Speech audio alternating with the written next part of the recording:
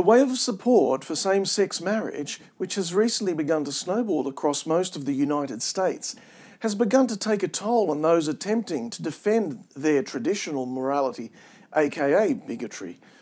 For example, a court taking a moral stance by denying services to gay couples is no different than denying services based on a race or creed. In a recent roundup of such cases, the Huffington Post noted numerous instances such as a federal court deciding that the Boy Scouts had to allow gay scout leaders as a matter of public accommodation, and in another case, a couple running a Colorado bakery could face a year in prison for refusing to make a cake for a gay wedding. Also mentioned are the gay rights group in Kentucky that won a discrimination complaint against a printer who refused to print T-shirts for a gay pride festival, as well as the case of a Richland florist who refused to provide flowers for a same-sex wedding and was sued by the state attorney general for violating the state's Consumer Protection Act.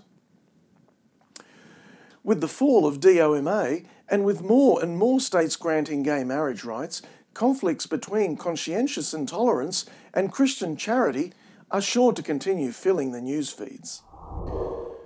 A few years ago, when Pope Benedict XVI was in the UK, he encouraged the Anglican clergy to rejoin the Catholic Church.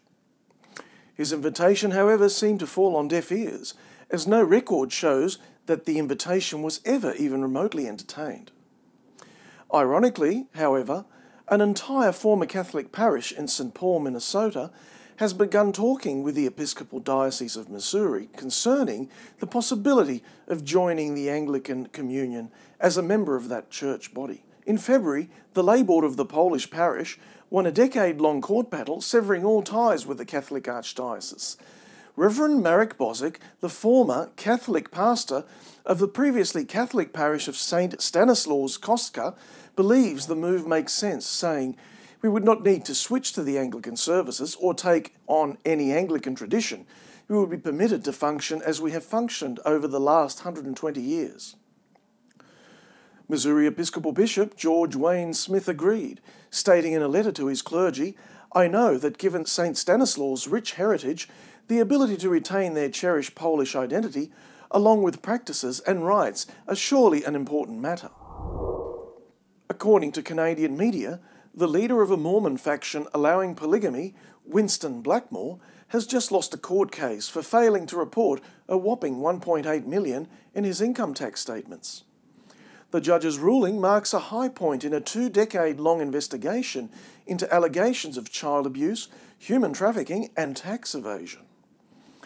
The Canadian taxman didn't accept his reports totaling $172,000 for the period ranging from 2000 to 2004 and also for 2006.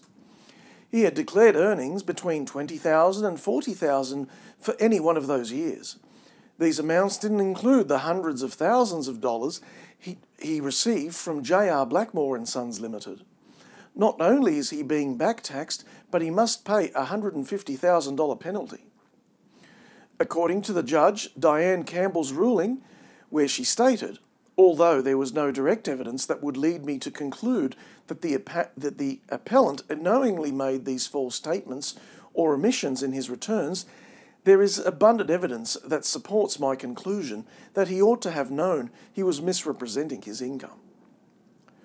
During the entire 4 weeks of the court hearing, the leader of the bountiful polygamous sect showed up in court wearing fancy business suits and protecting himself with a copy of the Book of Mormon. Meanwhile, the government's lawyers were waiting for him armed with the Canadian Income Tax Act. With age, Blackmore seems to have a failing memory. Not only did he forget to declare $2 million in income, he had difficulty naming even one of his 21 wives. One wonders how he manages with his purported 120-plus children.